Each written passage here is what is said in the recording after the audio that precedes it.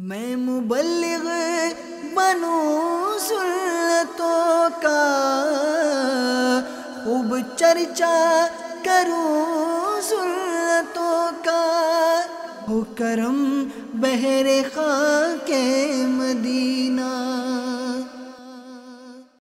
الحمدللہ رب العالمین، والصلاة والسلام علی سید المرسلین، اما بعد فاعوذ باللہ من الشیطان الرجیم، بسم اللہ الرحمن الرحیم۔ الصلاة والسلام علیک یا رسول اللہ وعلی آلک واصحابک یا حبیب اللہ۔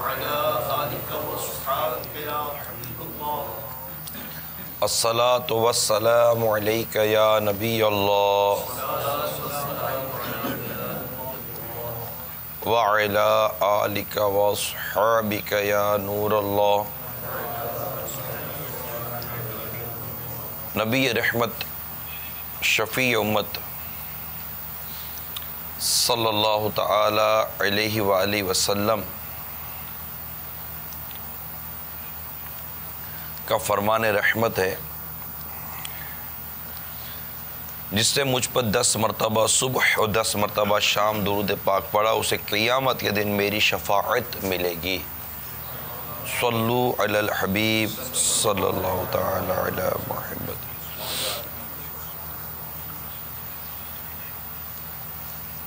مدنی چینل کے ناظرین، آئیے کہ پہلے کچھ ہم اچھی نیتیں کر لیتے ہیں۔ اللہ کی رضا پانے کے لیے اور ثواب بڑھانے کے لیے اچھی نیتیں کرتا ہوں۔ اول تاخیر بیان میں شریک رہوں گا، موبائل فون کا استعمال نہیں کروں گا، جہاں تک ہو سکا دو زانوں بیٹھ کر بیان میں شریک رہوں گا۔ نگاہیں نیچی رکھنے کی عادت بنانے کے لیے حتی الامکان نگاہیں نیچی رکھ کر بیان سننے کی کوشش کروں گا۔ میں بھی نیت کرتا ہوں اعلی کلمت الحق، یعنی اللہ تعالیٰ کا کلمہ بلند کروں گا، نیکی کی دعوت دوں گا، برائی سے منع کروں گا، قہقہ لگانے اور لگوانے سے بچوں گا۔ اور ویسے آج کا جو موضوع ہے وہ قہقہ لگانے اور لگوانے سے اس کا کیا تعلق، کیونکہ ہمارا موضوع ہے گھر کو آگ لگ گئی گھر کے چراغ سے۔ یہ ایک محاورہ ہے کہ گھر کو آگ لگ گئی گھر کے چراغ سے۔ یہ کیسے ہوتا ہے کہ گھر کو گھر کے چراغ سے ہی آگ لگ جائے؟ تو جب چراغ بے احتیاطی کے ساتھ رکھا جائے تو وہ اپنے گھر کو جلا لیتی ہے۔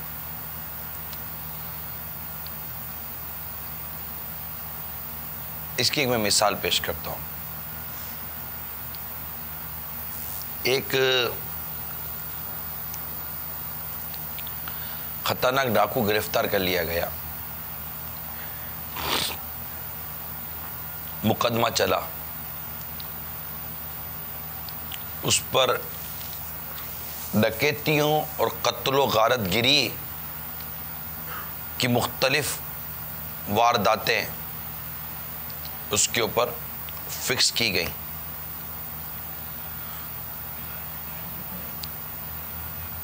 مقدمہ چلتا رہا حتیٰ کہ اسے پھانسی کی سزا سنا دی گئی، سزائے موت۔ اب عموماً ہوتا یہ ہے کہ جس کو پھانسی کی سزا دی جاتی ہے، سزائے موت دی جاتی ہے، اور جب اس کا وقت قریب آتا ہے پھانسی دینے کا تو سنا یہی گیا ہے کہ اس سے آخری تمنا پوچھی جاتی ہے کہ تیری آخری خواہش کیا ہے۔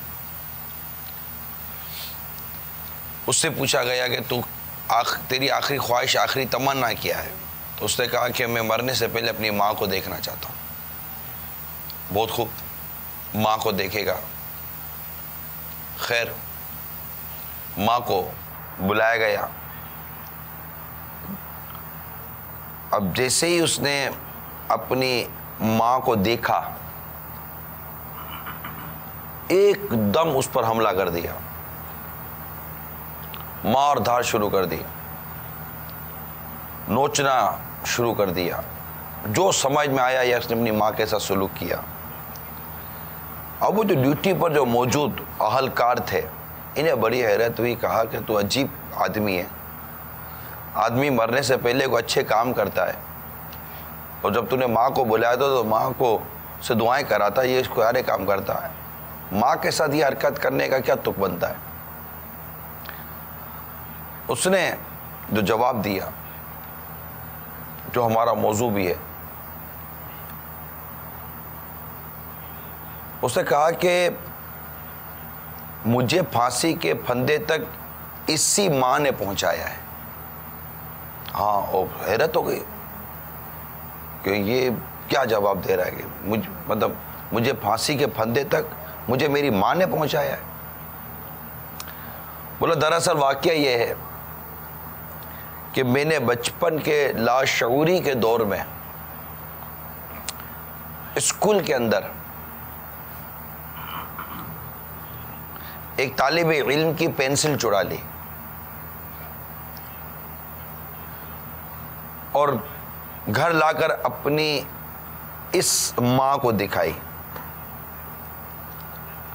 اب چاہیے تو یہ تھا کہ وہ مجھے اس غلط کام سے نفرت دلاتی اور میری اصلاح کرتی، مجھے سمجھاتی،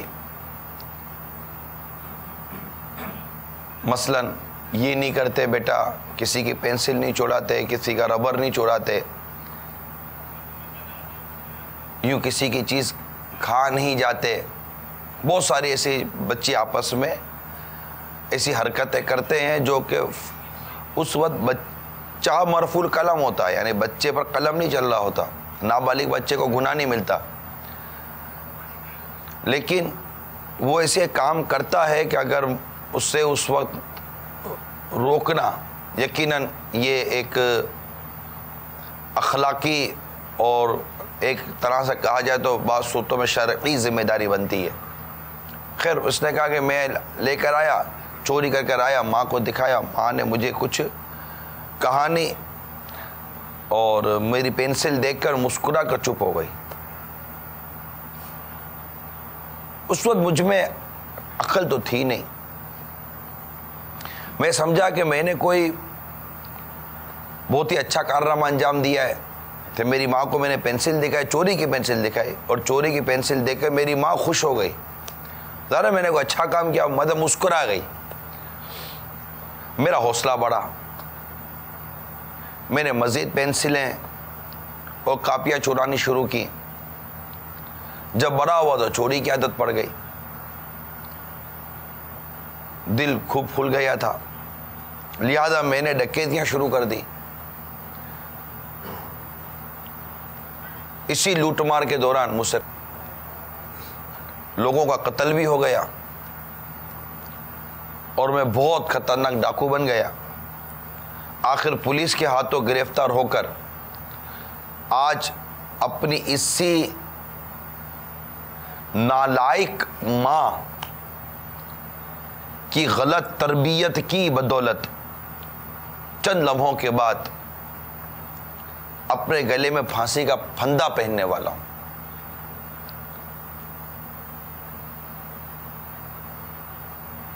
دل کے پھپھولے جل اٹھے سینے کے داغ سے، دل کے پھپھولے جل اٹھے سینے کے داغ سے، اس گھر کو آگ لگ گئی گھر کے چراغ سے، اس گھر کو آگ لگ گئی گھر کے چراغ سے۔ یہ واقعہ میں نے بہت پہلے پڑھا تھا۔ آج کا بیان بالخصوص دارالمدینہ کے حوالے سے تھا، سوچتا رہا کیا بیان کروں، کیا موضوع ہو، تو چونکہ فی زمانہ والدین کی درست تربیت کا نہ ہونا یہ بچوں کے بگڑنے اور تباہ ہونے کا بہت بڑا ذریعہ اب بنتا جا رہا ہے. میرے مدنی چینل کے ناظرین میں اگر والدین ہیں تو وہ ناراض ہوئے بغیر خلوص سے دل کے ساتھ اگر بیان سنیں گے اور سمجھنے کی کوشش کریں گے تو میں امید کرتا ہوں کہ ہمارے سامنے ہماری غلطیاں آئیں گی اور درستی پیدا ہونے کا امید ہے کہ کچھ مواقع ملیں گے. جیسے کہ یہ واقعہ میں نے آپ کو بیان کیا کہ اگر بچپن سے درست تربیت ہو, بعض اوقات ہوتا یہ ہے کس طرح یہ گھر کو آگ لگتی ہے گھر کے چراغ سے, اس کو سمجھنے کی کوشش کیجیے. باپ ہی نے بیٹے کو سکھایا تھا کہ بیٹا منع کر دے, ابو گھر میں نہیں ہے, گھر کو آگ لگ گئی گھر کے چراغ سے. بیٹے کو بچپن سے جھوٹ کی تربیت دی گئی.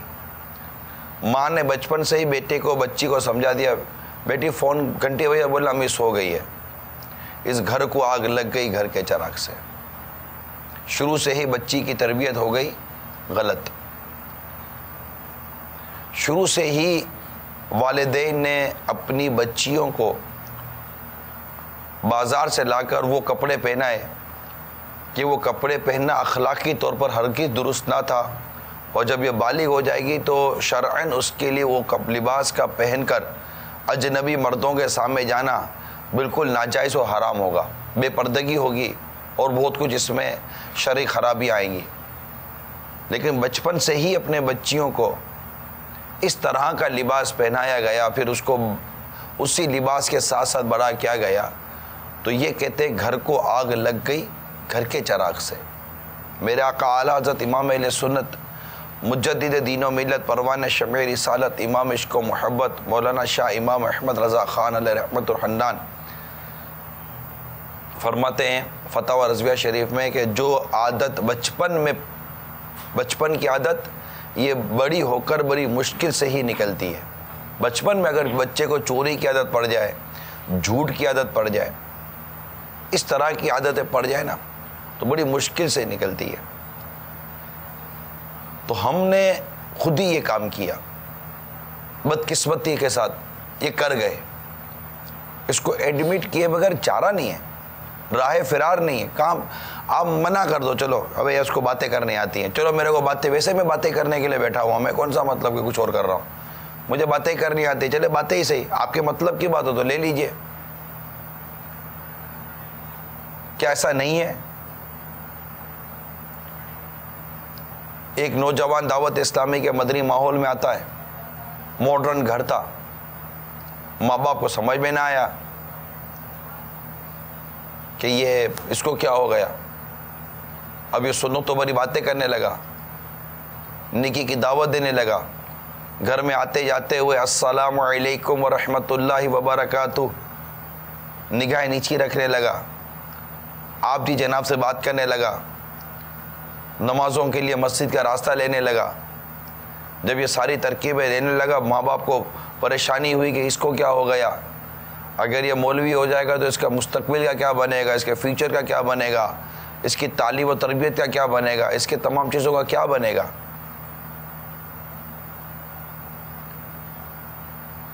ایک طرف وہ ماں باپ کی سوچ تھی, ایک طرف اس کا مدنی ماحول تھا. بڑھتا چلا گیا, ماں باپ کی سمجھ میں نہ آیا. گھر میں تو الٹے سیدھے پروگرام چلتے تھے ٹی وی کی اسکرین پر. آخر باپ نے ہی اس کو لیا اور برے راستے پر لگایا. جی ہاں, برے راستے پر لگایا کہ کسی صورت یہ اس راستے سے ہٹے. وہ لاکھ سمجھاتا رہا, نہیں, لیکن باپ کی سمجھ میں نہ آیا. اٹھا کر اس کو غلط راستے پر لگایا. غلط راستے پہ چل کر وہ غلط کام کرنے لگا, اور غلط کام کرتے آخر کار وہ دعوت اسلامی کے مدنی ماحول سے دور ہو گیا. ایک اطلاع کے مطابق وہ مر گیا. ماں باپ کے ہاتھ میں کیا آیا؟ کچھ بھی نہیں. بیٹا بھی گیا, اس کی پارسائی گئی, اس کا تقویٰ گیا, اس کی پرہیزگاری گئی. دل کے پپولے جل اٹھے سینے کے داغ سے، اس گھر کو آگ لگ گئی گھر کے چراغ سے۔ اتنے واقعات ہیں، یعنی کہ اگر میں اس وقت مدنی چینل کی اسکرین پر دعوت اسلامی کے مدنی ماحول سے وابستہ ہونے والے ان نوجوان اسلامی بھائیوں کے واقعات بیان کروں کہ جو ماحول میں آئے، نیکی اور پرہیزگاری کی طرف آئے، جنہوں نے سنت کے مطابق داڑھی شریف رکھی، سر پر آقا مدینہ صلی اللہ تعالیٰ علیہ وسلم کی سنتوں پر عمل کرتے ہوئے عمامے کا تاج سجایا، لیکن ماں باپ کی سمجھ میں نہ آیا، اٹھا کر فلمی ڈراموں کی طرف بڑھایا، نیک لوگوں سے، مدنی ماحول سے دور ہٹایا، آخر کیا پایا؟ کچھ نہ پایا، کھویا۔ بعضوں نے اولاد کو کھویا، اولاد بڑی ہو گئی تو ماں باپ کی کیا کام آئی؟ نوجوان روتے رہے، چیختے رہے۔ ایسے واقعات ہیں کہ نیند کے عالم میں ماں باپ نے بیٹے کی داڑھی منڈ دی، نیند میں۔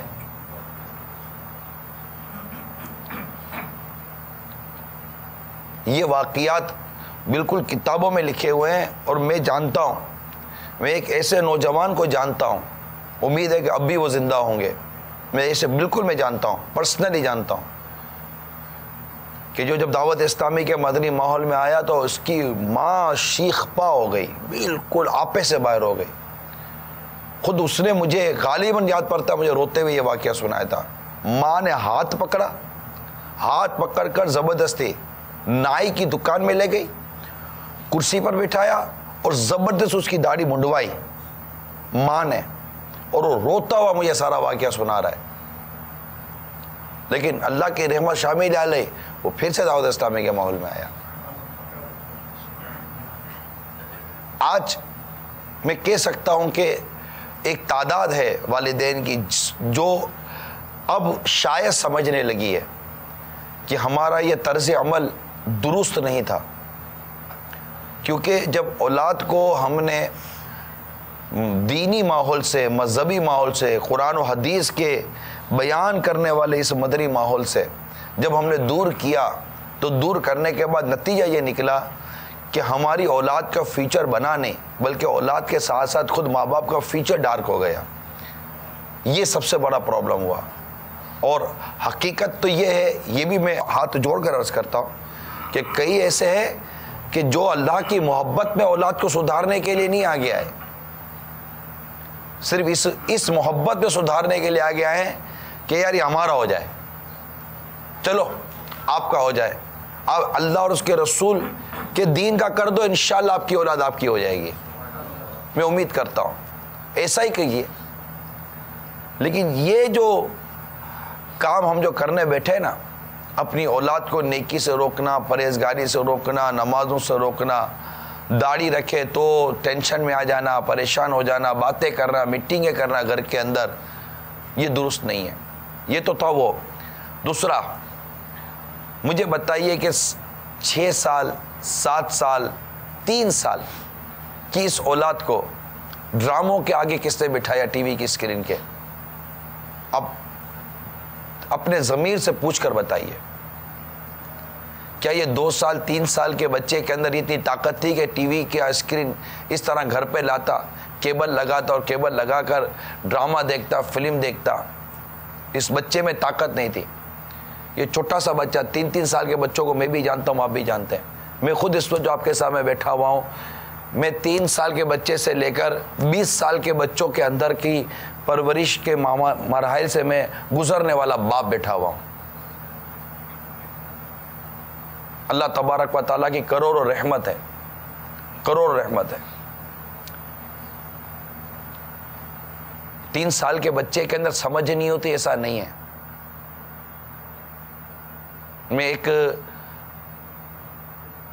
بچے کو جانتا ہوں، 2.5 یا 3 سال کا، اس وقت ملتان چلو ملتان اپنا وہ چلتا تھا نا، ترانہ تھا، ملتان چلو ملتان، وہ ملتان چلو ملتان ہوتا تھا نا، تو وہ ملتان چلو ملتان پہ وہ بچہ جھومتا تھا، جھومتا تھا. میں نے وہ جھومتے ہوئے چھوٹے سے بچے کی ویڈیو بھی دیکھی تھی, غالباً مجھے یاد پڑتا ہے, موبائل فون پر جھومتا تھا. ارے اتنا خوبصورت انداز تھا اس کے جھومنے کا.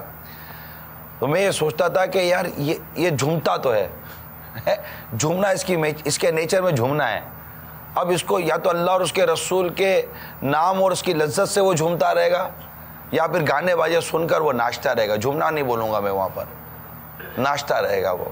اب جو ٹی وی پر آیا, جو ٹیپ پر چلا, بچے نے اس کو لیا. آپ بھی کہتے ہیں کہ بچہ سادہ تختی ہے, بلینک بورڈ ہے, سادہ لوح, جو لکھیں گے لکھ لیا جائے گا.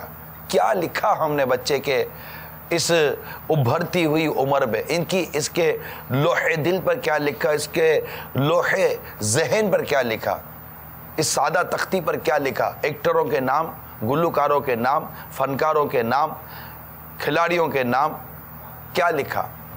ناچنا گانا, فلموں کے نام ان کو یاد, ایکٹروں کے نام ان کو یاد, ڈراموں کے نام ان کو یاد. ایک اسکول کے اندر ایک ٹیچر نے, یہ اسکول کا ہی ماحول ہوتا ہے معذرت کے ساتھ, اگرچہ دارالمدینہ کے حوالے سے یہ مدنی یہ سنت و برا بیان ہے, لیکن دارالمدینہ ہے, یہ وہ اسکول ہے ہی نہیں, بلکہ ایسی اسکولیں چونکہ بنی ہوئی ہیں تعلیمی ادارے, اسی لیے دارالمدینہ بنایا گیا ہے. ورنہ دارالمدینہ بنانے کی دعوت اسلامی کو حاجت نہ تھی. دارالمدینہ بنا اس لیے, جیسے مدنی چینل ہے, دعوت اسلامی کا کام نہ چینل چلانا, نہ دعوت اسلامی کا کام اسکولیں چلانا, لیکن دعوت اسلامی کا کام ہے کہ مجھے اپنی اور ساری دنیا کے لوگوں کی اصلاح کی کوشش کرنی ہے. اب جب معاشرے کی تباہی و بربادی کے دو مین ذرائع, ایک ایجوکیشن سیکٹر اور ایک میڈیا سیکٹر, یہ سب سے بڑے ذرائع, معاشرے کی تباہی و بربادی بھی اس سے متعلق لگتی ہے اور معاشرے کی اصلاح بھی اب اسی سے متعلق لگتی ہے. کیونکہ آدمی 2 سے 3 گھنٹے اوسطاً اس اسکرین کو دیتا ہے اور 7 سے 8 گھنٹے اوسطاً اپنے تعلیمی ادارے کو دیتا ہے.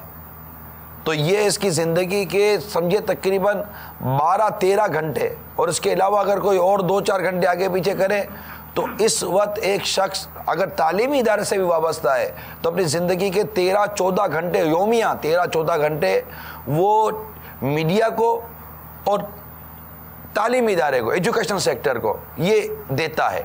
یہ اس کی پوزیشن ہے. 7-8 گھنٹے سوتا ہے, باقی رہا کیا اس کے پاس, کھانا وانا کھاتا ہے, ادھر ادھر ہاتھ پیر مارتا ہے, اس کے ڈبل 12 گھنٹے پورے ہو جاتے ہیں. تو اب یہ جو ذرائع ہیں اس میں اس وقت جو بگڑنے کا تناسب ہے سب سے زیادہ ہے. اچھا یہ جو میں بات کر رہا ہوں اسے کون انکار کرے گا؟ کسی مدرسے یا جامعہ کے باہر اوباش لڑکے نہیں کھڑے ہوتے, یہ کالج اور یونیورسٹی کے باہر کھڑے ہوتے ہیں. پڑھ لیجیے آرٹیکل, میں نے پڑھے آرٹیکل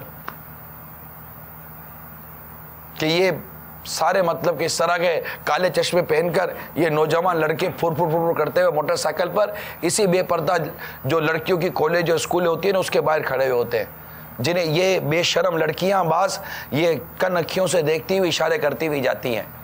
ان میں بعض کس کے گھر کی بچیاں ہوں گی, بعض کس کے گھر کی بچیاں ہوں گی, اور بعض کس کے گھر کے لڑکے ہوں گے. ان کو یہ حرکتوں کی طرف کس نے ابھارا, یہ یہاں تک پہنچے کیسے, وہ کیا تربیت تھی کہ یہاں تک پہنچے, وہ کیا ذہن تھا جو یہاں تک پہنچے, وہ کیا چیز دیکھی تھی جو یہاں تک پہنچے, وہ کون سی ڈھیل تھی جو یہاں تک پہنچے. آپ بتائیے کیسے پہنچ گئے ادھر تک, وہ اتنا دور نکل گیا پتہ نہ چلا. کون اس کا ذمہ دار, کس کو ٹھہرایا جائے؟ اگر ماں باپ اپنی ذمہ داری قبول نہیں کرتے تو نہ کریں. آپ کس کے اوپر ڈالیں گے؟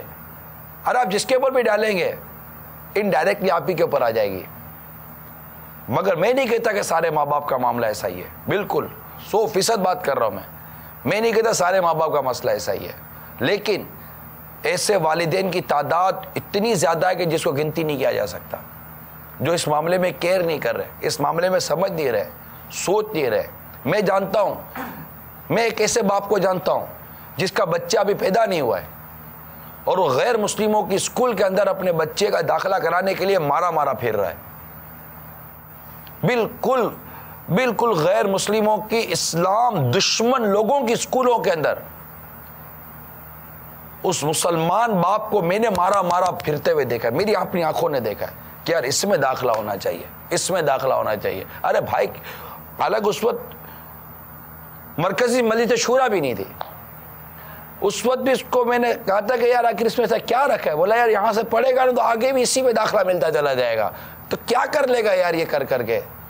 اس وقت بھی یار عقل کام نہیں کرتی تھی کہ ان کے پاس بچہ دینے کا کیا تک بنتا ہے یار، غیر مسلموں کے حوالے کیوں بچہ کروں میں. آپ اپنی 200 روپے کی 500 روپے کی نوٹ کسی ایسے شخص کو نہیں دیتے جس کے بارے میں ڈر لگتا ہو کہ کوئی ضائع نہ کر دے، اپنا اٹھا کر جگر کا ٹکڑا کسی کے حوالے کر دو، اور وہ بھی پھر بیرے نے ملک بھیج دو، جا ستیاناس تو ہو ہی رہا تھا یا سوا ستیاناس. لے بھائی اب کچھ بولنا ہے. ایک باپ کا واقعہ میں نے پڑھا،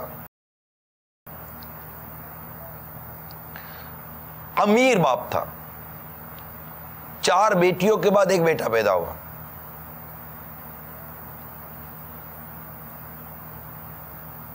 اب جب 4 بیٹیوں کے بعد ایک بیٹا پیدا ہو نا تو پھر وہ بیٹا ہوتا ہے نا، وہ اس کے اوپر جو شفقتوں کے دریا بہتے ہیں نا، مگر یاد دے کہ اگر زمین کو بھی ضرورت زیادہ پانی دیا جائے نا تو زمین بھی برباد ہو جاتی ہے. تو وہ دیا اس کو پانی جتنا دینا تھا اس کے پاس، دیتے رہے. اور جو یہ تعلیم کے نام پر جو ادارے چلتے ہیں اس پر اس کو پروان چڑھایا. پروان چڑھنے کے بعد باپ لے کر بیٹا بہت پڑھائی کر لی، میری تمنا ہے کہ اب یہ ڈگریاں نہیں، یہ سب چیزیں یہ کیا کام آئیں گی، میرا کاروبار سنبھال، اتنا بڑا کاروبار ہے تو، میرا جگر کا ٹکڑا، میری نظر کا تارا، میرا گردہ، میرا پھیپڑا، میرا دل، سب کو تو ہی ہے. یہی کی تھا اور کیا تھا، باقی بیٹیاں تھی، بیٹیاں کس کو معاذاللہ اچھی لگتی ہیں، تو ہی ہے بیٹا، تو میرا کاروبار سنبھال. اب بیٹے کو کیا چاہیے تھا، بیٹے باپ کی ڈائریکٹ مطلب کہ وہ مینیجنگ ڈائریکٹر کی سیٹ مل رہی تھی. ابا جیسا بولو میں تو میں آپ کا فرما بردار بیٹا. چلو بھائی باپ خوش، بیٹا سیریس ہو، ابا آپ نے میرے بھلے کی بات کی، میں کیوں سیریس نہیں ہوں گا. ٹھیک ہے بیٹا کل سے تو آفس میں. بیٹا گئے آفس میں، کاروبار سنبھالنا شروع کیا. اب کاروبار، چیک بک، دولت، کریڈٹ کارڈ، کیا چاہیے سب ملنے لگا. ملک و بیرون ملک کے دورے ہونے لگے. نوجوان بیٹا، بالکل نوجوان، 20 سال کا نوجوان بیٹا ہوگا یہ. گھومنا پھرنے لگے، اور گھومنے پھرتے پھر ایک دن یہ اپنے کسی کزن کے گھر گیا اپنے دوست سے ملنے کے لیے. فار ایگزامپل خالہ کے گھر گیا، خالہ زاد بھائی سے مل کر آتا ہوں. خالہ زاد بھائی سے ملنے گیا، اقبال نام سمجھے اس کا، اور اس کا نام آپ فرحان لے لیجئے.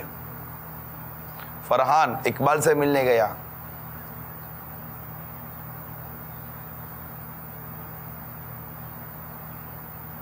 خالہ نے دروازہ کھولا، آؤ بیٹا فرحان، آؤ. بڑے دنوں کے بعد آیا. بس وہ انٹی وہ اقبال سے ملنے کے لیے آیا ہوں. اب خالہ کا منہ اتنا سا ہو گیا کہ بیٹا اقبال تو کمرے میں اکیلا ہے، جاؤ مل لو. مگر وہ اقبال نہیں رہا. کیا ہو گیا بیٹا، پریشان ہے، کھاتا پیتا کچھ بھی نہیں ہے، بس یوں ہی ہے. ارے خالہ جان چھوڑو، میں آ گیا ہوں نا، میں 2 منٹ میں صحیح کر دوں گا. گیا بھائی فرحان اقبال صاحب کے کمرے کے اندر. اقبال صاحب رنجیدہ بیٹھے ہوئے تھے. فرحان گیا، ارے اقبال کیا حال ہے، ٹھیک ہو؟ اب اس کا منہ بیچارے کا لٹکا ہوا تھا. وہ سمجھ گیا کہ یہ لگتا ہے بیمار ہے. خیریت تو ہے، کیا بات ہے، اداس ہو، اجڑے سے ہو، سوکھ گئے ہو، طبیعت صحیح نہیں ہے. فرحان ایک کام کرو، وہ دراز کے اندر انجیکشن پڑا ہوا، ذرا انجیکشن نکال دو یار. فرحان گیا، انجیکشن نکالا. انجیکشن نکال کر اقبال کو لگایا تو اقبال کی تھوڑی طبیعت سیٹ ہونے لگی. تو فرحان نے کہا اقبال کیا مسئلہ ہے، کیا ہو گیا تجھے یہ کیا انجیکشن کیا، کون سا یہ مرض کی دوا ہے؟ کہ یہ مرض کی دوا نہیں ہے، خود مرض ہے، یہ نشے کا انجیکشن ہے. میں ہیروئن کا عادی ہو گیا ہوں، میں نشے کا عادی ہو گیا ہوں. مجھ سے اب رہا نہیں جاتا، نہ بھوک لگتی، کچھ بھی نہیں لگتا. مجھے تو کہا گیا کہ یہ نشہ ہے، یہ یوں ہے، یہ یوں ہے، تم کو فرحت دے گا، تازگی دے گا، مگر میں اس کا عادی بن گیا، اب میں کہیں کا نہیں رہا ہوں. تو فرحان تھوڑا خوش فہمی کا شکار تھا، کہ تربیت ایسی ہوئی تھی. بولا یہ تو کچھ بھی نہیں یار، ایسے تو کئی چیزیں میں نے، یہ چھوٹے موٹے نشے تو میں کرتا تھا اور چھوڑ دیتا تھا، یہ بھی کیا ہے، لا میں اس کو پی کے دکھاتا ہوں. نہیں مت پی. ارے یار کچھ نہیں ہوتا، میں تیرے ساتھ پیتا ہوں، پھر اس کو پھینک دوں گا، کچھ بھی نہیں ہوگا، چل کھڑا ہو جا. اس پر فرحان نے اٹھائی سگریٹ اور پینا شروع کر دی. پی تو اس کو نشہ آنے لگا اور وہیں سو گیا پیتے پیتے. اٹھا تو اٹھ کر تو خیر وہ چلا گیا تو اس کو دوبارہ رہ کر وہ نشے کی طلب ہونے لگی. پھر گھومتا پھرتا ہوا خالہ کے گھر آیا، دیکھا تو اقبال اپنے دوستوں کے ساتھ بیٹھا ہوا ہے، نشہ کر رہا ہے. یہ جا کر پھر اس پہ بیٹھ گیا، نشہ کرنے لگا. باپ کو پتہ نہیں ہے، باپ کو ہے کہ بیٹا کما رہا ہے، بیٹا بزنس کر رہا ہے، بیٹا ترقی کر رہا ہوگا، ادھر جا رہا ہوگا، ادھر جا رہا ہوگا، کلائنٹ سے بات کر رہا ہوگا، بڑے بڑے منصوبے بنا رہا ہوگا. ایک ہی بیٹا تھا، کبھی پوچھا ہی نہیں تھا کہاں جاتے ہو، کہاں آتے ہو، کیا کرتے ہو، کس سے ملتے ہو، پتہ ہی نہیں تھا. پہلے بھی نشے کا عادی ہوا تھا اور آگے نکل گیا، پتہ نہیں کیا کیا حرکتیں کی تھی، آگے نکل گیا. باپ کو پتہ ہی کچھ نہیں تھا، باپ دولت کمانے میں لگا ہوا تھا اور بیٹے کو پرورش اس انداز سے ہو رہی تھی. بیٹا نشے کا عادی ہو گیا اور بہت زیادہ اس کی حالت خراب ہو گئی. اسی میں گھر میں ریڈ پڑی اور اقبال اس کا سارے ساتھی گرفتار ہو گئے. اس میں یہ نکل گیا. اب یہ نکلنے کو تو نکل گیا، مگر اس کی نشے کی عادت اس کی پڑ چکی تھی. اب اس کو ایک ایسا گروپ ملا جو نشہ پرووائڈ کرتے تھے، اور جب جو نشے کا کام کرتے ہیں نا، کاروبار کرتے ہیں، یہ امیر لوگوں کو زیادہ ڈھونڈتے ہیں، کیونکہ پتہ ہے کہ غریب آدمی کتنا خرید لے گا. غریب آدمی خریدے گا، گھر کے برتن بیچ دے گا، ماں کا سونا بیچ دے گا، باپ کے پاس تھائی کیا کہہ دے گا، تھوڑے دنوں کے بعد کنگلا ہو جائے گا. یہ ہمارا پرمیننٹ کسٹمر نہیں ہے. ہمارا پرمیننٹ کسٹمر وہ ہے جو پیسے والا دولت مند ہے. اور آپ کو دولت مندوں میں، پیسے والوں میں یہ مرض اب بڑھتا ہوا نہ نظر آئے تو مجھے کہیے گا آپ کو بہت، کیونکہ یہ مافیا ہے پورا، نشہ بیچتے ہیں نا جو، یہ پورا مافیا ہے. یہ لوگوں کا خون چوس کر پیسے کماتے ہیں. یہ بہت ظالم لوگ ہیں، بہت ظالم لوگ ہیں، بہت ظالم لوگ ہیں. یہ چھوٹے چھوٹے بچوں کے مستقبل کو برباد کر رہے ہیں صرف 2 پیسے کمانے کے لیے. اتنا ظلم کرتے ہیں. گلی گلی کے بچوں کو یہ جو اس میں زیادہ تر وہ انوالو ہوتے ہیں بچے جو سگریٹ کے عادی بنتے ہیں، جن کو سگریٹ کا کش لگانے کا ذہن، وہ ان کی تربیت ہوتی ہے کہ وہ نشہ کر لیتے، سگریٹ کا کش لگا لیتے ہیں. تو یہ سگریٹ کے ذریعے، سگریٹ جو ہے نا، سگریٹ نوشی، یوں سمجھیے کہ نشے کی پہلی سیڑھی ہے. معذرت کے ساتھ پہلی سیڑھی یہ نہیں، پہلی سیڑھی ان سگریٹ پینے والوں کے ساتھ دوستی ہے.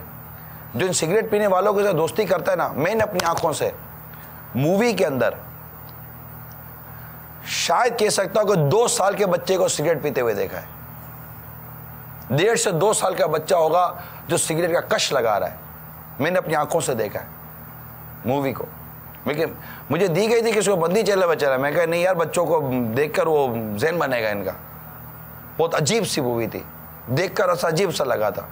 اور بھی بہت کچھ دیکھا تھا جو ہر چیز دکھانے جیسی نہیں ہے، کیونکہ یہاں ہمارا ذہن بہت عجیب و غریب ہے. تو یہ اس طرح جو سگریٹ پینے والے دوست ہوتے ہیں نا، ان سے دوستیاں ہوتی ہیں. انہی میں سے کسی ایک کو شاید توڑا جاتا ہوگا، یہ نشے کے جو کاروبار کرتے ہیں، اور وہیں سے پھر یہ نشہ پرووائڈ کرتے ہوں گے، دوستوں کو دیتے ہوں گے، کمیشنیں باندھتے ہوں گے، اور جو گلی گلی محلے محلہ کوچا کریا یہ نشہ اپنا عام کرتے ہیں. چرسی بناتے ہیں، ہیروئنی بناتے ہیں، اور نہ جانے طرح طرح کے نشے کے نام ہیں یہ بیچتے ہیں، اپنا کاروبار کرتے ہیں. اگر ایسے لوگ مدنی چینل پر اگر بالفرض ہوں، میں مدنی التجا کرتا ہوں ہاتھ جوڑ کر کہ اپنے 2 پیسوں کے لیے میرے آقا کی امت کو برباد مت کرو. ہاتھ جوڑتا ہوں آپ کے آگے. آپ یہ دولت، یہ روپیہ آپ کو کیا کام آئے گا؟ آپ بھی تو ایک دن مر جاؤ گے. کیا اچھا لگے گا کہ آپ کے سامنے آپ کا ہی بچہ آپ ہی کا بیچا ہوا نشہ پیتا ہوا ایڑی رگڑ رگڑ کر مرے؟ تب آپ کی عقل ٹھکانے پر آئے گی؟ میں سمجھا ہی سکتا ہوں، میں نہیں جانتا، میں اس مافیا کے ایک آدمی کو بھی نہیں جانتا، لیکن یہ مافیا ہے ضرور۔ تو وہ جو فرحان تھا، اس کو نشہ چاہیے تھا، وہ ڈھونڈتا رہا تو اس کو گروپ مل گئے جو نشہ پرووائڈ کرتا تھا پیسے والا، وہ بھی مہنگے داموں اس کو نشہ بیچتے رہے، آخر کار اس کی جان کو بن گئی، جان کو بنی تو اس کے باپ کو پتہ چلا، کیونکہ وہ مل نہیں رہا تھا، اس کو ہسپتال میں داخل کرایا، صحتیاب ہو گیا، علاج ہوا، باپ گھر لے آیا، ٹھکانے پر نہیں آئی۔ پھر اس کو اٹھا کر یورپ بھیج دیا کاروبار کے لیے، وہاں گیا، وہاں جانے کے بعد وہی کاروبار دولت سب کچھ اس کو فراوانی کر دی، وہاں جا کر بھی اس کی بزنس ترکیب اس سے بنی جو لڑکے نشہ کرتے تھے، پھر جا کر نشے کا عادی ہوا، اور اب اتنا عادی ہوا کہ موت کے قریب پہنچ گیا، اب باپ سے ڈسکنیکٹ ہو گیا، باپ پھر بھاگتا ہوا یورپ پہنچا، اور پھر اس کو لیا، پھر اس کا علاج کرایا، پھر اٹھا کے گھر آیا، پھر باپ کا اسٹیٹمنٹ ہے کہ میری سب سے بڑی بھول یہ تھی کہ میں نے اپنے بچے کو کیئر نہیں کیا، اس کی حفاظت نہیں کی، اس کو ضرورت سے زیادہ میں نے پیسے دیے، اس کو ضرورت سے زیادہ میں نے لاڑ دیا، اس کو ضرورت سے زیادہ میں نے آزادی دی، جس کی وجہ سے میرا بچہ موت کے منہ میں چلا گیا، اور نتیجہ یہ نکلا کہ اس کو میں کتنی مشکل سے دوبارہ لایا ہوں، آج کے بعد میں ایسا نہیں کروں گا۔ پھر یہ اپنی وہ کرنے لگا، اور کسی حد تک وہ اپنے بچے کو بچانے کی کوشش کرتا رہا، اور ضرورت کے تحت خرچہ دیتا، کہاں جاتا تو پوچھتا، دیر سے کیوں آئے تو پوچھتا، یہ کیا کر رہے ہو تو پوچھتا، اب پوچھنے لگا۔ سمجھانے کا مطلب یہ میرے مدنی چینل کے ناظرین کہ بچہ کیا کر رہا ہے، کہ بھی ہم نے غور کیا، ہم نے پوچھا دیر سے کیوں آیا، آپ کی بچی دیر سے کیوں آ رہی ہے گھر پر، کہاں جا رہی ہے، کس سے بات کر رہی ہے، کس سے فون پر رابطہ ہے، کس سے SMS کے ذریعے رابطہ ہے، کس سے چیٹنگ کے ذریعے رابطہ ہے، کس سے میل کے ذریعے رابطہ ہے، کس سے سوشل ویب سائٹس کے ذریعے رابطہ ہے، کس سے، پوچھے تو صحیح۔ آپ بالکل نہیں پوچھیں گے۔ کیا مغربی دنیا کا ہم پر بھوت سوار ہو گیا ہے کہ آزادی آزادی آزادی، پوچھنا نہیں چاہیے؟ یہ آزادی کر کر کے ان کے بچے ان کے ہاتھوں سے نکل گئے، کہ آج ہمارے بچے ہمارے ہاتھوں سے نکل جائیں گے؟ سمجھانے کی بات کر رہا ہوں، سمجھائیے۔ ایک وقت تھا کہ ان کو آپ بہت اچھی طریقے سے کنٹرول کر سکتے تھے، وہ وقت نکل گیا کئیوں کا۔ وہ وقت ہوتا ہے 5 سال 7 سال 8 سال کی عمر کا وقت، وہ نکل گیا۔ اب کیا ہے؟ اب سمجھانے کی باری آئی ہے۔ ماردار کریں گے تو بچہ باغی ہو جائے گا، تو بڑی حکمت عملی کے ساتھ اپنے بچوں کی تربیت کی طرف توجہ کیجیے۔ Mobile phone, SMS، websites, net کا استعمال، دوست گیدرنگ، لیٹ سویر کا ہونا، آپ کے بچوں کے پاس پیسے اگر آپ کو نظر آ رہے ہیں، تشویش کیجئے، خوش مت ہوئیے کہ پیسے کہاں سے آ رہے، آپ دے نہیں رہے، اس کو پاکٹ منی نہیں دے رہے، اس کے جیب سے 500 کی 1000 کی 2000 کی نوٹیں نکل رہی ہیں، کہاں سے آ رہے ہیں اس کے بعد پیسے؟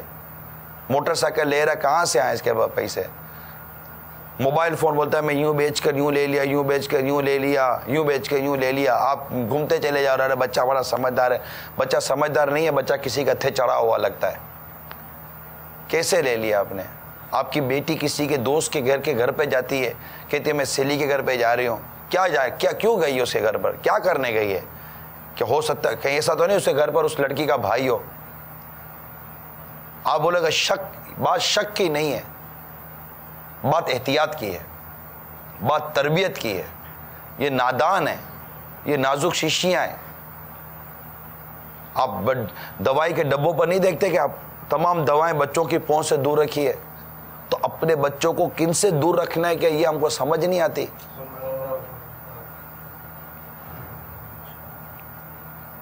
اپنے بچوں کو بچائیے. ابھی آپ کے بچوں کو آپ کا روکنا سمجھ میں نہیں آئے گا. ایسے نوجوان اگر میرے ساتھ سب مدنی چینل پر ہیں تو ہو سکتا ہے کہ میری یہ باتیں آپ کو بھی چپتی ہوں گی, بلکہ چپتی نہیں ہوں گی. ہاں, چپتی نہیں ہوں گی. آپ کو لگتا ہوگا کہ اس کو کیسے پتا چلا, اس کو کیسے پتا چلا. تو یہ آپ جو کچھ, اگر یہ جو بھی کچھ میں کہہ رہا ہوں آپ اپنے ماں باپ سے چھپ کر رہے ہو, کیا آپ اپنے بھلے کا کوئی کام کر رہے ہو؟ کیا اپنی کوئی بہتری چاہ رہے ہو آپ؟ نہ, یہ ماں باپ کو دھوکہ نہیں دے رہے میرے بچوں, یا ماں باپ کو دھوکہ نہیں دے رہے, یا آپ خود کو دھوکہ دے رہے ہیں. کل کو اللہ نہ کرے کوئی بڑا واقعہ ہوا نا, تب آپ کا راز کھلے گا, آپ کی بے عزتی ہوگی, آپ کی رسوائی ہوگی, اور آپ کے ماں باپ کو جو تکلیف ہوگی, میرے بچوں آپ کو اس کا اندازہ نہیں ہے. اس طرح کے موبائل فونوں میں تصویریں ایک دوسرے کو پاس کر لینا, اس میں بھلائی نہیں ہے, بہت نقصان ہے. تو ویب سائٹس کے استعمال پر غور کر لیجئے, موبائل کے استعمال پر غور کر لیجئے, SMS اور اس طرح کے سافٹ ویئر جو آپ یوز کرتے ہیں اس کے استعمال پر غور کر لیجئے. اپنے سونے جاگنے اور تعلیم حاصل کرنے کے اوقات کار کے متعلق سیریس ہو جائیے. تو میرا جو موضوع ہے وہ یہی ہے کہ ماں باپ اپنے بچوں کو کیئر کریں, ماں باپ اپنے بچوں کی حفاظت کریں. آپ کا بچہ کس سے پڑھ رہا ہے, آپ کا بچہ کہاں جا رہا ہے, وہ انسٹیٹیوشن کا حال کیا ہے, استاد کا حال کیا. آپ بولو گے یہ کیسے استاد کا حال کیا, انسٹیٹیوشن کا حال کیا. میں آپ کے سامنے حضرت سیدنا عمر بن عبدالعزیز رضی اللہ تعالی عنہ کا انداز پیش کرتا ہوں. یہ اسلام کے پہلے مجدد تھے, سیدنا عمر بن عبدالعزیز رضی اللہ تعالی عنہ. چنانچہ مقتۃ المدینہ کی کتاب حضرت سیدنا عمر بن عبدالعزیز رضی اللہ تعالی عنہ کی 425 حکایات کے صفحہ نمبر 55 پر لکھا ہے کہ حضرت سیدنا عمر بن عبدالعزیز رضی اللہ تعالی عنہ نے اپنی اولاد کی تعلیم و تربیت کا نہایت عمدہ انتظام کیا. چنانچہ جلیل القدر محدث حضرت سیدنا صالح بن کیسان رحمۃ اللہ تعالی علیہ, جو آپ کے بھی استاذ محترم تھے, ان کو اپنی اولاد کا اتالق یعنی نگران استاد مقرر کیا. یہاں تک نہیں, آگے بڑھیے. پھر آپ کے آزاد کردہ غلام سہل بھی اولاد کی دیکھ بھال پر مامور تھے. حضرت سید عمر بن عبدالعزیز ان کو بہترین تعلیم و تربیت دینے پر خود بھی متوجہ کرتے رہتے. چنانچہ ایک بار انہیں مکتوب لکھا. اب دیکھیں باپ اپنے کس طرح اولاد کی تربیت کی طرف غور کر رہا ہے. یہ میں تمام والدین کے لیے بیان کر رہا ہوں, یوں سمجھیے. لکھتے ہیں, میں نے بہت سوچ سمجھ کر آپ کو اپنی اولاد کی تعلیم و تربیت کے لیے منتخب کیا ہے. یہ تمام والدین توجہ کے ساتھ سنیے کہ اپنے بچوں کے لیے استاد کا انتخاب کیسا ہونا چاہیے, اور استاد کو کیا مدنی پھول دیے جا رہے ہیں. اے میرے دارالمدینہ کے پڑھانے والوں, آپ بھی متوجہ ہو جاؤ. اے میری دارالمدینہ کی مجلس, آپ بھی متوجہ ہو جاؤ کہ کس طرح کا انداز سیدنا عمر بن عبدالعزیز رضی اللہ تعالیٰ عنہ دینا چاہ رہے تھے. آپ فرماتے, میں نے بہت سوچ سمجھ کر تمہیں اپنی اولاد کی تعلیم و تربیت کے لیے منتخب کیا ہے. ان کو ترک صحبت کی طرف توجہ دلاؤ کہ وہ غفلت پیدا کرتی ہے.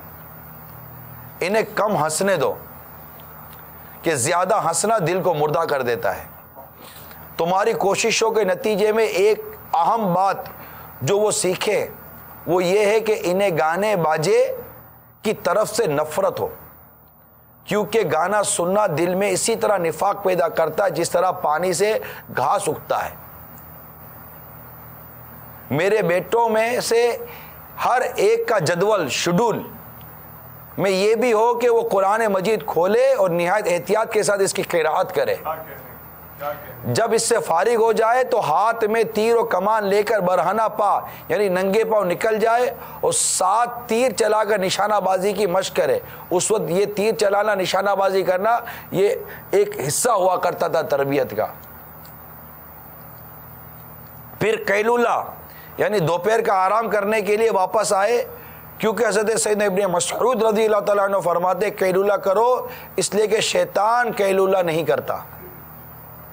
اب یہ تو تھا استاد صاحب کو مکتوب دینا کہ میرے بچوں کی میں ایسی تربیت چاہتا ہوں، آپ نے کیا لکھ کر دیا تھا اپنے استاد صاحب کو، اپنے بچوں کے استاد صاحب کو، کہ جب اسکول آئے تو ماما بولے، واٹر بولے، یہی بولے، قرآن پڑھنا سیکھا، اسلام کے آداب اور اسلامی جو مینرز ہیں وہ سیکھے۔ ہم کیا سمجھاتے ہیں اور سمجھانا کیا چاہیے یہ آپ کے سامنے آیا۔ اب آئیے دوسری طرف، سیدنا عمر بن عبدالعزیز رضی اللہ تعالیٰ عنہ براہ راست اپنی اولاد کو بھی تربیت اور نصیحت کے مدنی پھولوں سے نوازا کرتے تھے۔ چنانچہ اپنے بیٹے کے نام ایک خط میں لکھا، تم اپنے آپ اور اپنے والد پر اللہ تعالیٰ کے احسانات کو یاد کرو، پھر اپنے باپ کی ان کاموں میں مدد کرو جن پر اسے قدرت حاصل ہے، اور اس معاملے میں بھی مدد کرو جس کے بارے میں تم یہ سمجھتے ہو کہ میرا باپ ان کو انجام دینے سے عاجز ہے، نہیں کر سکتا، اس پہ میری مدد کرو تاکہ میں وہ کام کر سکوں۔ تم اپنی جان، صحت و جوانی کی پوری رعایت رکھو، اگر تم سے ہو سکے تو اپنی زبان تحمید و تسبیح کی صورت میں اللہ کے ذکر سے تر رکھو، ذکر اپنی زبان پر جاری رکھو، اس لیے کہ تمہاری اچھی باتوں میں سے سب سے اچھی بات اللہ تعالیٰ کی حمد اور اس کا ذکر ہے۔ جو شخص جنت کی رغبت رکھتا ہو اور جہنم سے بھاگتا ہو تو ایسی حالت والے آدمی کی توبہ قبول ہوتی ہے، اس کے گناہ معاف کیے جاتے ہیں۔ مدت مقررہ یعنی موت کے آنے سے پہلے اور عمل کے ختم ہونے سے پہلے اللہ عز و جل جنوں انس کو ان کے اعمال کا بدلہ دینے سے پہلے اللہ تعالیٰ انہیں ان کے اعمال کا بدلہ دے گا ایسی جگہ جہاں فدیہ قبول نہیں کیا جائے گا، اور جہاں معذرت نفع مند نہیں ہوگی، اور جہاں پوشیدہ امور ظاہر ہو جائیں گے، لوگ اپنے اعمال کا بدلہ لے کر لوٹیں گے اور متفرق ہو کر اپنے اپنے مقامات کی طرف جائیں گے۔ پس اس آدمی کے لیے خوشخبری ہے جس نے اللہ تعالیٰ کی اطاعت کی، اور اس آدمی کے لیے ہلاکت ہے جس نے اللہ تعالیٰ کی نافرمانی کی۔ پس اللہ تعالیٰ تمہیں مالداری عطا کر کے آزمائے تو اپنی مالداری میں میانہ روی اختیار کرنا، اور اللہ کی رضا کے لیے اپنے آپ کو جھکا لو، اور اپنے مال میں اللہ تعالیٰ کے حقوق کو ادا کرو، اور مالداری کے وقت وہ بات کہو جو حضرت سلیمان علیہ السلام نے کہی تھی، یعنی ھذا من فضل ربی، یعنی ترجمہ کنز الایمان، یہ میرے رب کے فضل سے ہے تاکہ مجھے آزمائے کہ میں شکر کرتا ہوں یا ناشکری۔ اور تم فخر و خود پسندی سے اجتناب کرنا یعنی بچنا۔ اسی طرح اپنے رب کے دیے ہوئے مال کے بارے میں یہ گمان نہ کرو کہ تمہاری کسی شرافت کی بنا پر تمہیں ملا، کسی ایسی فضیلت کی بنا پر، کسی فضیلت کی بنیاد پر ملا ہے جو ان لوگوں میں نہیں ہے جنہیں اللہ تعالیٰ نے یہ مال نہیں دیا۔ پھر اگر تم نے اللہ کے شکر میں کوتاہی کی تو فقر و فاقہ کا مزہ چکھو گے، اور ان لوگوں میں سے ہوگے جنہوں نے مالداری کی بنیاد پر سرکشی کی اور ان کو اعمال کا بدلہ دنیا میں دے دیا گیا۔ بے شک میں تمہیں یہ نصیحت کر رہا ہوں، حالانکہ میں اپنے نفس پر بہت ظلم کرنے والا ہوں۔ ہائے ہائے ہائے،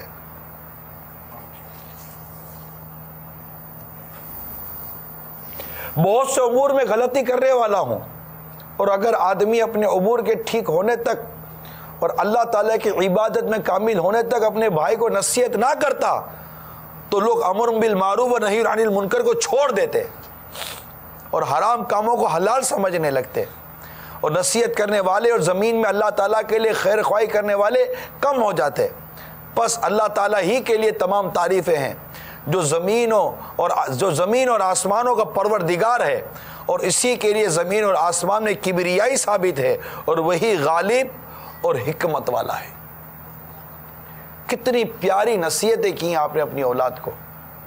دنیا سے بے رغبتی، مال سے بے رغبتی، اگر مال ملے تو شکر گزاری، مال کا حق ادا کرنا، ساری قبر و آخرت کی نصیحتیں کر کے، مدنی پھول عطا کر کے، قبر و آخرت کی تیاری کر کے کہ جو اطاعت گزار ہوگا اس کا فائدہ ہوگا، جو نافرمان ہوگا اس کا نقصان ہوگا، سب کرا کر عاجزی تو دیکھیے۔ کہ میں اگرچہ تمہیں نصیحت کر رہا ہوں میرے بچوں، حالانکہ میں خود اپنے نفس پر ظلم کرنے والا ہوں، یعنی میں کوئی نیک آدمی نہیں ہوں، آپ کی انکساری ہے، مگر ہمیں آئینہ دکھا رہے ہیں، ہمیں آئینہ دکھا رہے کہ تمہیں اپنی اولاد کو نصیحت کرنی ہے، تمہیں اپنی اولاد کو نیکی کی دعوت دینی ہے، تمہیں اپنی اولاد کو برائی سے بچانا ہے۔ کہ فرماتے ہیں میں اپنی نفس پر ظلم کرنے والا ہوں، بہت سے امور میں غلطی کرتا ہوں، اور اگر آدمی یہ سوچے کہ میں صحیح ہو جاؤں اس کے بعد میں نیکی کی دعوت دوں گا، برائی سے منع کروں گا، تو نیکی کی دعوت دینے والے، برائی سے منع کرنے والے رہیں گے کتنے زمین کے اوپر؟ وہ لوگ کب لاؤ گے جو بالکل صحیح ہو چکا اور اب صحیح کرنے کے لیے بیٹھے؟ ہاں، خود کو درست کرتے رہنے کی کوشش کیجئے اور اپنی اولاد کو اور دیگر عاشقان رسول کو نیکی کی دعوت دیجئے تاکہ معاشرے میں بہتری پیدا ہو۔ کیا ہمارا یہ انداز ہے کہ ہم نے اپنے بچوں کو قرآن کی تعلیم کے لیے، سنتوں کی تربیت کے لیے کہ ایسا کوئی طریقہ، ایسا کوئی انداز اختیار کیا؟ نتیجہ کیا نکلا؟ ایک مرتبہ سیدنا عمر بن عبدالعزیز رضی اللہ تعالی عنہ بہت تھک گئے، امور خلافت انجام دیتے دیتے تھک گئے، چور ہو گئے۔ دوپہر کے وقت کچھ دیر کے لیے اپنے کمرے میں داخل ہوئے کہ کچھ دیر آرام کر لو۔ اتنے میں آپ کے شہزادے، آپ کی اولاد، آپ کا بیٹا کمرے میں داخل ہوئے۔ ابا جان، باہر لوگ حاجت مند، ضرورت مند آپ کا انتظار کر رہے ہیں۔ کہا بیٹا تھک بہت گیا ہوں، بہت تھک گیا ہوں، آرام نہیں کیا، اگر تھوڑی دیر کمر سیدھی کر لوں گا، آرام کر لوں گا، پھر آ کر دیکھ لیتا ہوں۔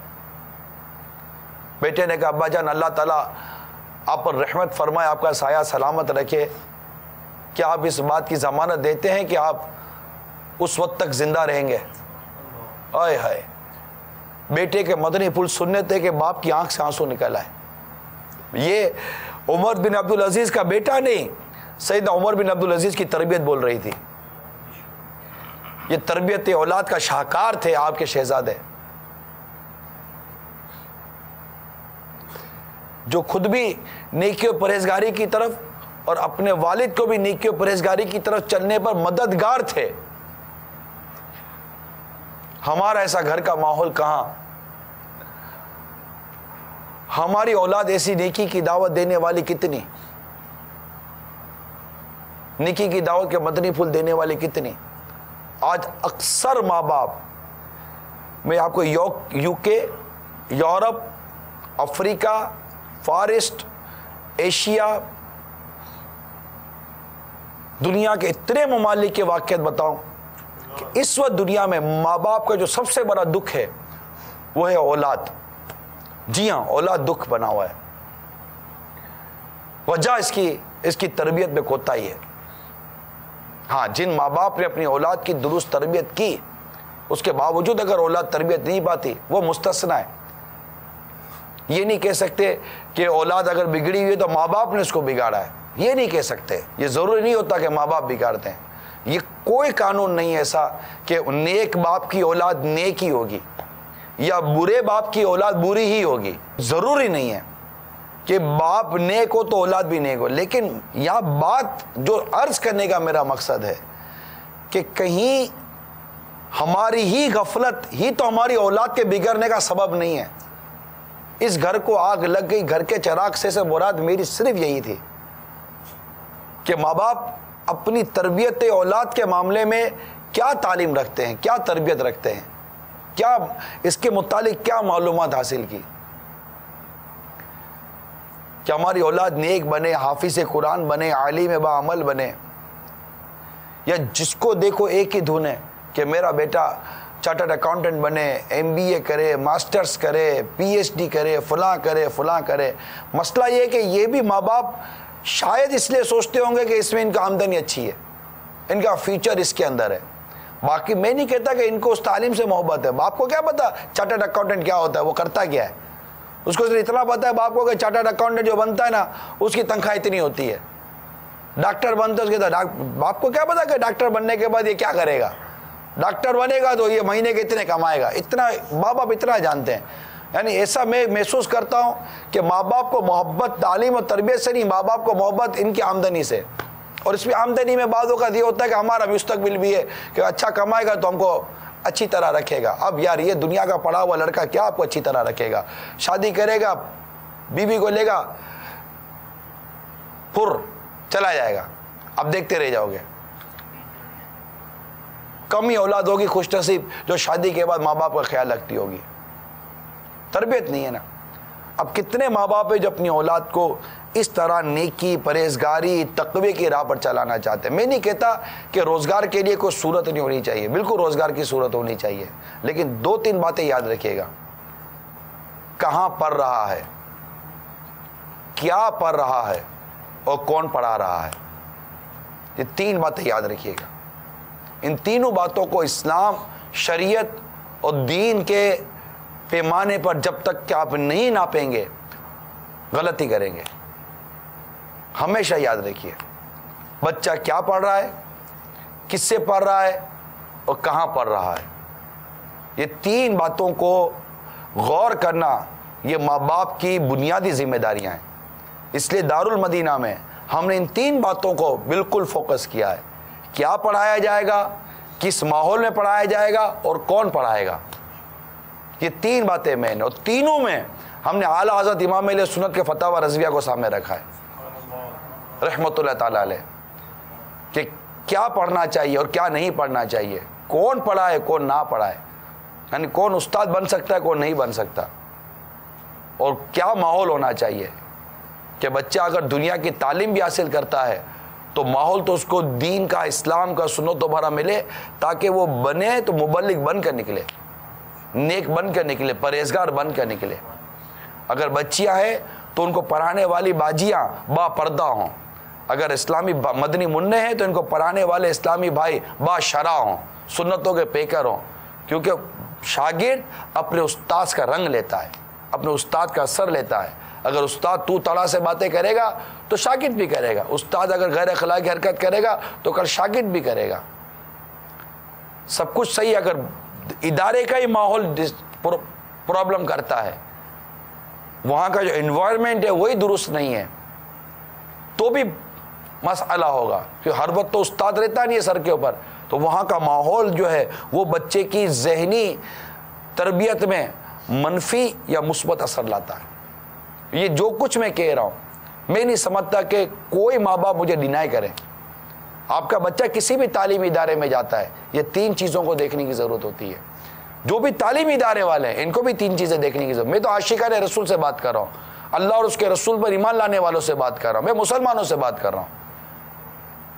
اگر کوئی بھی کسی بھی تعلیم کا اگر ہمارے معاشرے کے اندر اثر داخل ہے میں اس کے اوپر کیا کلام کروں گا. لیکن میں ایک مسلمان والی بات کرنے کی کوشش کر رہا ہوں اور عاشقان رسول سے بات کر رہا ہوں. دین اور اسلام کے حوالے سے جو ہم نے سمجھا سیکھا اور فتاوی رضویہ کی حوالے سے کہ میرے کا اعلیٰ حضرت امام اہل سنت نے جو کچھ انگریزی یا دیگر تعلیم کے معاملے میں جو فرمایا اس کے حوالے سے فرض علوم کہاں ہے ہماری اولاد کے پاس. ہماری بچیاں بڑی ہو کے شادی شدہ ہو جاتی ہے، نکاح ہو جاتے، شادی اولاد والی ہو جاتی ہے. ہماری بچیوں کو، لڑکیوں کو ان کے فرض علوم کا پتہ نہیں ہوتا. ڈگریاں بڑی بڑی ہوتی ہیں، بچیوں کے پاس ڈگریاں بڑی بڑی ہوتی ہے، کسی کام کی نہیں ہوتی بعض اوقات. وہ ہمارے بچوں کے پاس کیا فرض علوم ہے. آپ کا بچہ بالغ ہو گیا، آپ کے بچے کو نہیں پتا کہ بالغ ہونا کیا ہوتا ہے، بالغ ہونے کے بعد کے مسائل اور احکام کیا ہوتے ہیں، کون سکھائے گا. تعلیمی اداروں میں تو پھر الٹی سیدھی تعلیم سکھائی جاتی ہے. میں تو کھل کر مدنی چینل میں بول بھی نہیں سکتا، نہیں بول سکتا.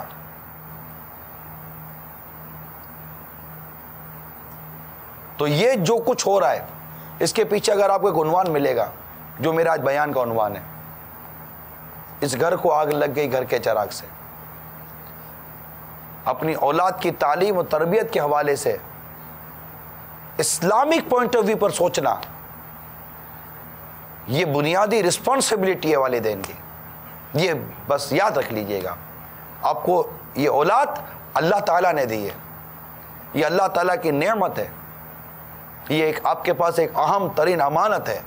اس کا تحفظ کیجئے، اس کی حفاظت کیجئے، اس کی نگہداشت کیجئے، اس کی وہ تعلیم و تربیت کیجئے جو اللہ تعالیٰ اور اس کا رسول صلی اللہ تعالیٰ علیہ وسلم کا ارشاد ہے، اس کے مطابق تعلیم و تربیت کیجئے۔ آپ کی میری نہیں چلے گی، نیور۔ ہم ہیں کون جو آپ کی میری چلے گی؟ آپ نے اور میں نے اپنی چلائی، کیا نتیجہ نکلا؟ آپ نے میں نے اپنی چلائی، کیا نتیجہ نکلا؟ اولاد چلی گئی۔ آج کی اس تعلیمی یافتہ اولاد نے ماں باپ کو اولڈ ہاؤس کا تحفہ دیا نہیں دیا؟ کب تھا اولڈ ہاؤس؟ اے ماں باپ، میں آپ سے پوچھ رہا ہوں، اولڈ ہاؤس کب تھا؟ اولڈ ہاؤس کس تعلیم و تربیت کا تحفہ ہے؟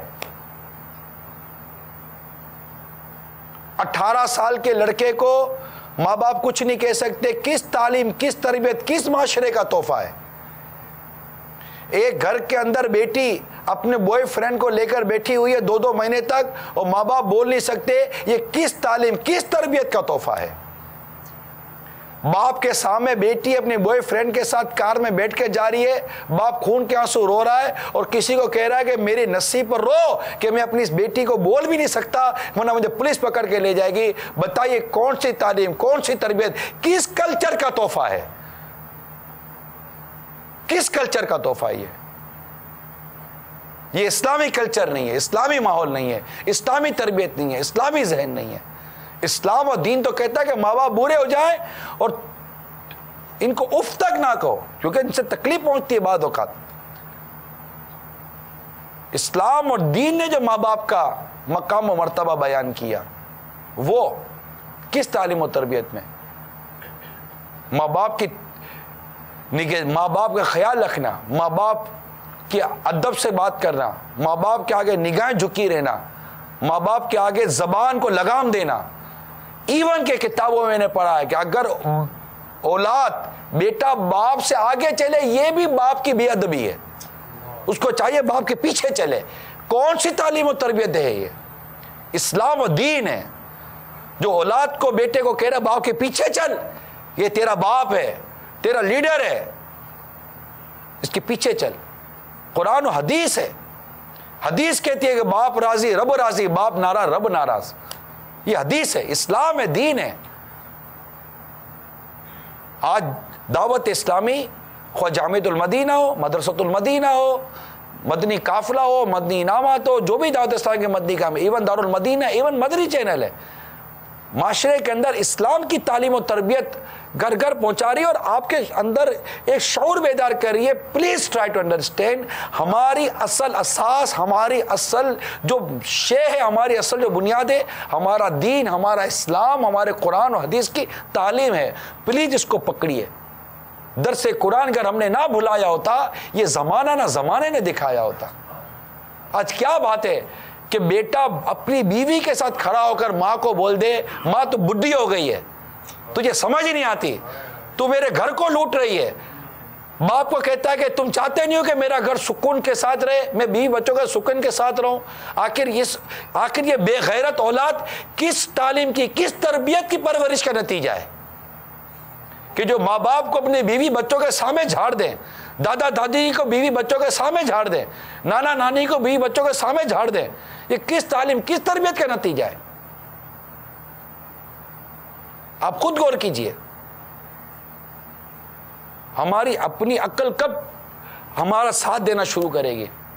ہم نے صرف اپنی اولاد کی آمدنی پر نظر رکھی، یہ سود سے کما کر آتی ہے، رشوت سے کما کر آتی ہے، دھوکہ دے کر کما کر آتی ہے، موبائل لوٹ کر کما کر آتی ہے، چوری ڈکیتی کر کے کما کر آتی ہے، کسی کا مال غصب کر کے کما کر لاتی ہے، مافیا کا کوئی مطلب کہ فعال کارکن بن کر کما کر لاتی ہے۔ ہمیں اس سے کوئی غرض نہیں ہے، ہمارا بیٹا ہاتھ میں لا کر دیتا کتنا ہے؟ میرا کماؤ بیٹا ہو گیا، بس میرا بیٹا کماؤ پتر ہو گیا۔ ارے ماں پوچھو تو صحیح کہاں سے کما کر لایا؟ کہیں اسی کی طرح پینسل چوری کر کے لایا ہوگا تو کل پھانسی کے پھندے پر ہوگا اور تم خون کے آنسو رو رہی ہوگی۔ ڈاکو بنے گا، چور بنے گا، کسی کی گولی کی نظر ہو جائے گا۔ ہمارا اپنی سوچنے کا ویژن تبدیل ہو گیا، سوچنے کا نظریہ تبدیل ہو گیا کتنے ماں باپ چاہتے ہیں کہ اس کا بیٹا امامت کے مصلی پہ کھڑے ہو کر لوگوں کو نماز پڑھائے؟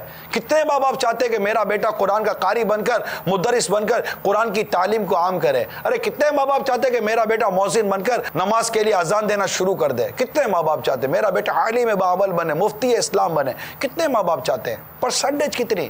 جا کر دیکھیے جہاں علماء بنتے ہیں ان کی پرسنٹیج، جہاں دیکھیے جہاں پر لوگ صرف دنیا کی تعلیم حاصل کرتے ہیں ان کی پرسنٹیج، آپ کے سامنے فرق واضح ہو جائے گا۔ اور ان دونوں کی تربیت، ان دونوں کی تعلیم اور ان دونوں کے اخلاقیات کا تقابل یہاں سے کیجئے کہ جب یونیورسٹیز کے اور کالجز کے ایگزامینیشن ہوتے ہیں تو ان کے باہر پولیس کی نفری کھڑی ہوئی ہوتی ہے، اور جب دارالعلوم و جامعہ جہاں علماء بنتے ہیں جب ان کے امتحانات ہوتے ہیں تو پتہ بھی نہیں ہوتا پولیس ہے کدھر۔ امن، پیار اور محبت کہاں ہیں؟ ادب اور اخلاق کہاں ہیں؟ ابھی میں مدنی چینل پر دیکھ رہا تھا کہ ماشاءاللہ یہ ہمارے جامعۃ المدینہ کے امتحانات ہو رہے تھے، طلبہ بیٹھے ہوئے تھے، کچھ علماء کے تاثرات بھی دیکھ رہا تھا ملک بھر میں، پاکستان کے مختلف شہروں میں، یقیناً ہند میں بھی ہمارے بہت سنی دارالعلوم ہیں، علماء اہل سنت کی بھرمار ہے ہمارے ہند کے اندر، ہند میں بھی، اور یہ وقت ہوتا ہے امتحانات کا، ہزاروں لاکھوں کی تعداد میں دنیا بھر میں شاید اس کے امتحانات کے اندر طلبہ بیٹھتے ہوں گے۔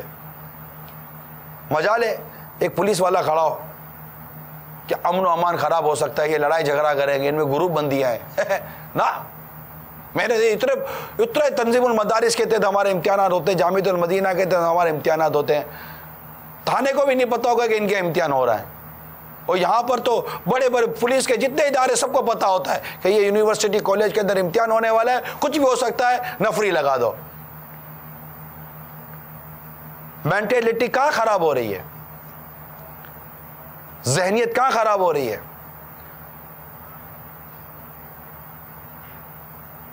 اینٹی پیس مینٹیلٹی کہاں بن رہی ہے؟ جہاں قرآن و حدیث ہو وہاں تو امن ہی ہے، جو قرآن و حدیث ہو وہاں سلامتی ہے۔ ایک چھوٹا سا تقابل، یہ وہ تقابل ہے، یہ وہ کمپیریٹیو بات کی میں نے جو شاید ہر کوئی اپنی آنکھوں سے دیکھ سکتا ہے۔ جیسے امیر سنت بارہ فرماتے ہیں ایک عالم ثابت کر دو جس نے خودکشی کی ہو، ایک عالم چیلنج ہے میرا امیر سنت کا، ساری دنیا کے لوگوں کو چیلنج، ایک عالم ثابت کر دیجئے جس نے خودکشی کی ہو۔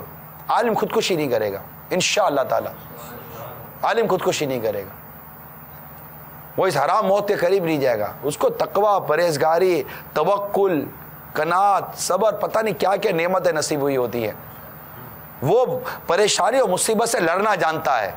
یہ بھلے کتنی بڑی بڑی باتیں کر لے، ایک مصیبت پریشانی کا تھپیڑا پڑتا ہے سیدھا خودکشی کا راستہ لے لیتا ہے، اس کی ساری تعلیم دھری کے دھری رہ جاتی ہے۔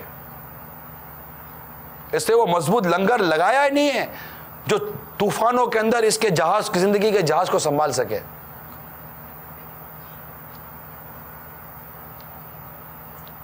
اللہ تبارک و تعالی ہم سب کو دنیا اور آخرت کی بھلائیاں اور برکتیں عطا فرمائے، اور ہم سب کو اپنے بچوں کی درست تربیت کرنے کی توفیق عطا فرمائے۔ اگر ہمارے بچے کہیں غیر اخلاقی حرکتوں کا شکار ہوں تو اللہ تعالی ہمیں ان کی درست اصلاح کرنے کی توفیق عطا فرمائے۔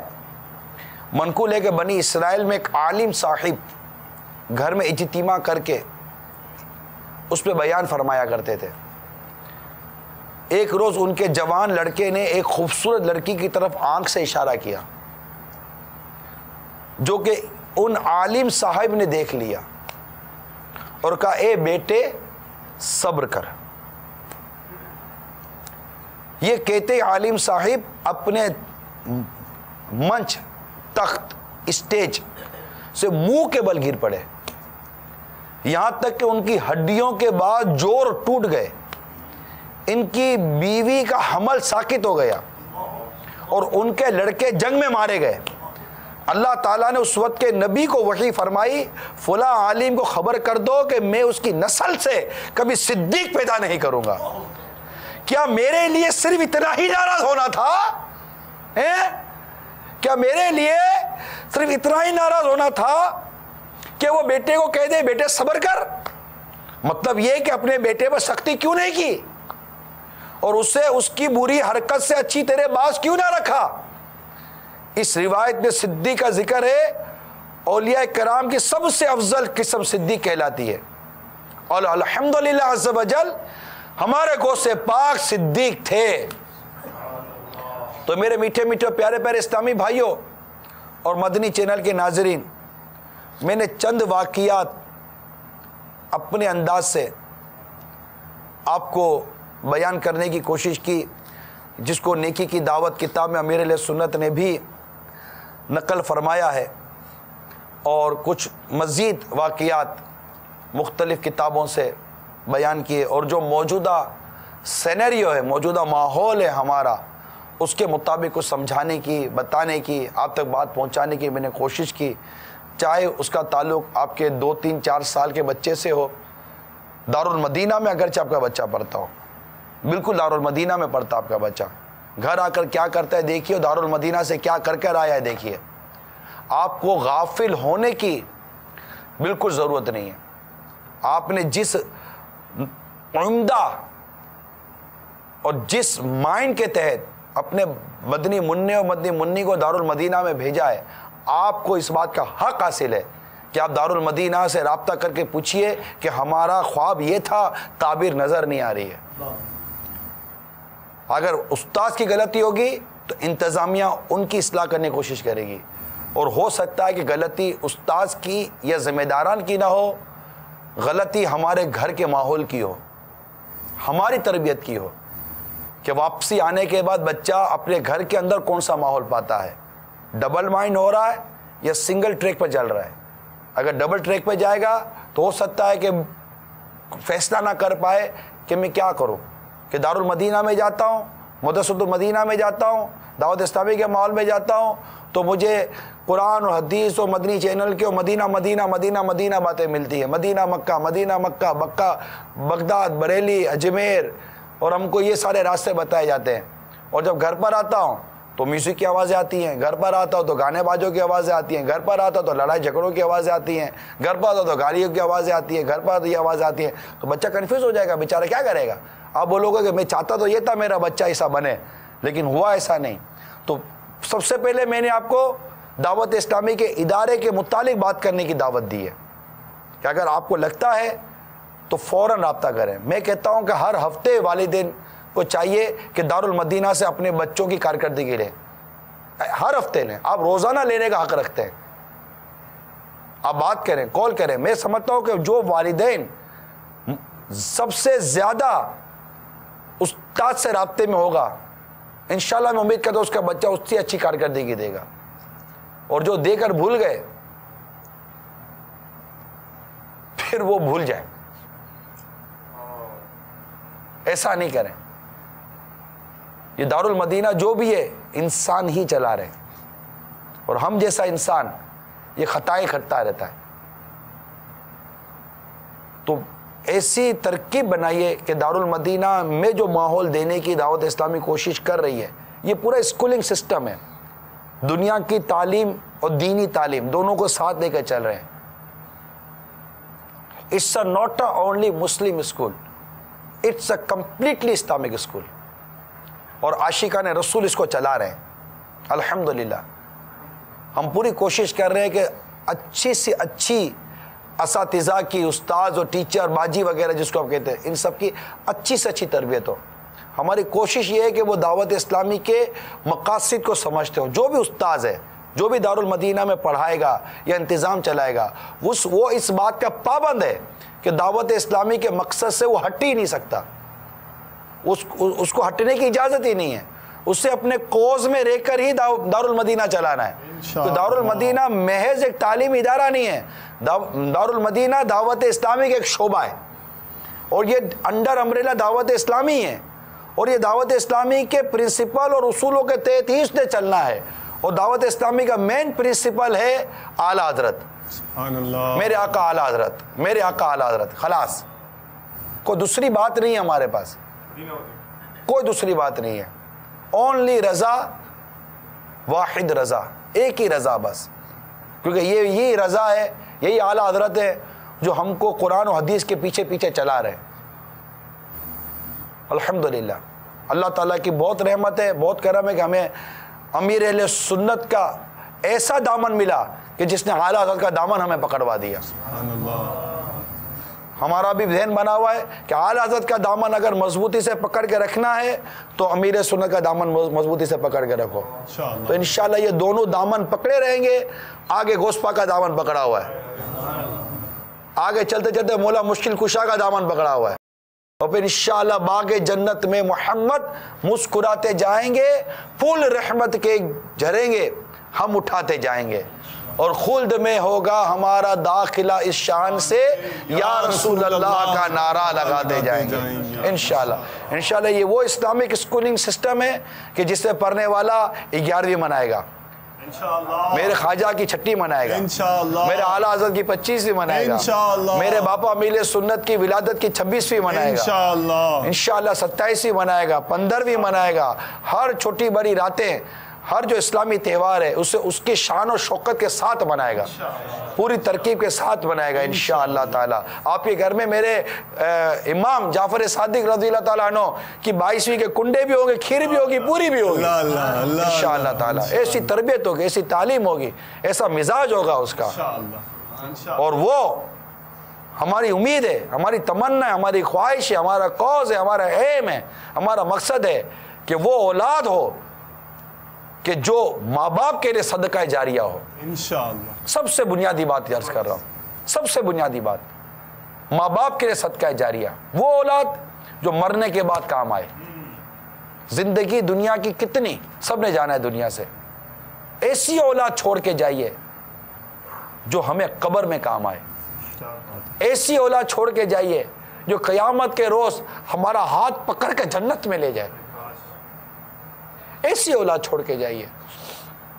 اپنی اولاد کے بارے میں ایسی سوچ پیدا کیجیے کہ بیٹا, میری بیٹی میں تمہیں ایسا بنانا چاہتا ہوں, میں نکما, میں ناکارہ, میری زندگی گزر گئی گناہ کرتے کرتے, مگر میرے بچوں میں چاہتا ہوں کہ تم وہ نیک اور متقی پرہیزگار بنو کہ تمہارا گناہگار باپ, تمہاری گناہگار ماں جب قیامت کے روز حاضر ہو تو تم اپنے رب کے حضور, ہمارے رب کے حضور فریاد کر کے اپنے ماں باپ کو اپنے ساتھ جنت میں لے کے جاؤ, ہماری بخشش کا ذریعہ بن جاؤ, ہماری مغفرت کا ذریعہ بن جاؤ. اللہ تعالیٰ نے جسے اولاد دی ہے وہ اپنی اولاد کی قدر کرے اور اس نعمت کی قدر کرے اور اسے اپنی آخرت کا ذریعہ بنائے, بخشش کا ذریعہ بنائے. دنیا کمانے کا ذریعہ بنا تو بنا, اور اولاد کو چاہیے کہ ماں باپ کو دنیا میں بھی نوازے. جب ماں باپ اس کی توجہ کے محتاج ہوں اس وقت اپنے ماں باپ کو یہ ہسپتال اور ملازمین کے حوالے نہ کر دے. اس کے ماں باپ نے اس کے بچپن میں اس کو ملازمین کے حوالے نہیں کیا تھا, ماں باپ نے اس کی نجاست صاف کی تھی, اس کی نیند کا خیال کیا تھا, اس کی ضدیں پوری کی تھی.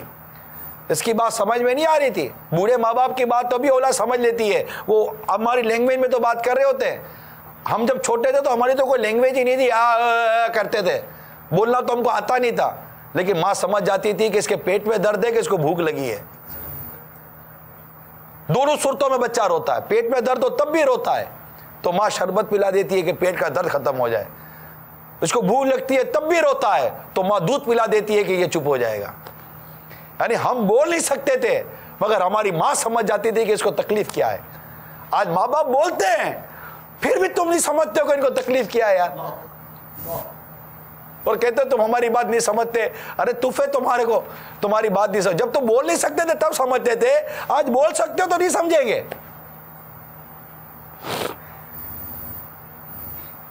ایسا مت کیجیے گا.